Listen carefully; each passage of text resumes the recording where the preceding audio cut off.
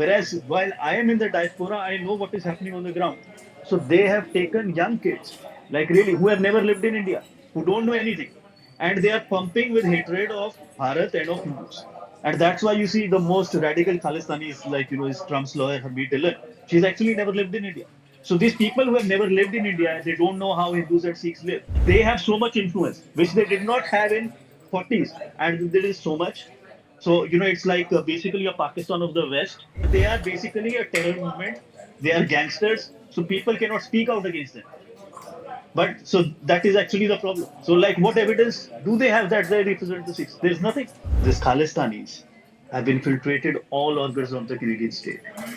And if you see, so their influence is increasing. And now their radicalization is increasing. I'll tell you a very funny thing. So, for example, these Khalistanis who came in 1980s and who did this plane bombing and did this all acts of mass terrorism. In some way they were less radicalized because they had actually come from countryside of Punjab. So if you live in any village, not just in Punjab, you know how the social structure is. Like if you go to a shop, you use the word chacha, which is basically my father's younger brother. So even if somebody is come to collect garbage, you use it in a way, and they understood that people lived as one. Whereas while I am in the diaspora, I know what is happening on the ground. So they have taken young kids, like really, who have never lived in India, who don't know anything, and they are pumping with hatred of Bharat and of Hindus. And that's why you see the most radical Khalistanis, like is Trump's lawyer, Harmeet Dillon. She's actually never lived in India. So these people who have never lived in India, they don't know how Hindus and Sikhs live. They are just like brainwashed.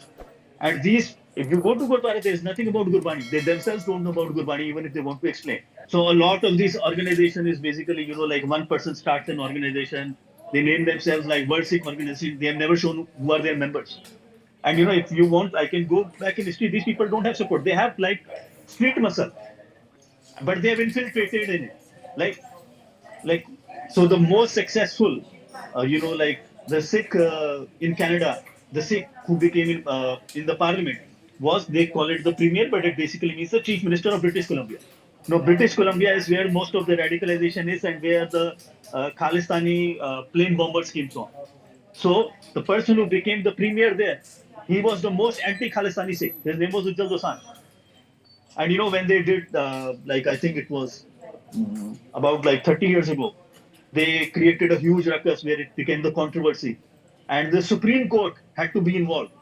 Okay, what is happening? And you would not believe, but these are facts. Supreme Court of British Columbia organized an election of a Gurdwara. And what happened? Khalistanis lost all the elections, from the lowest to the highest. And so these people, they are basically a terror movement.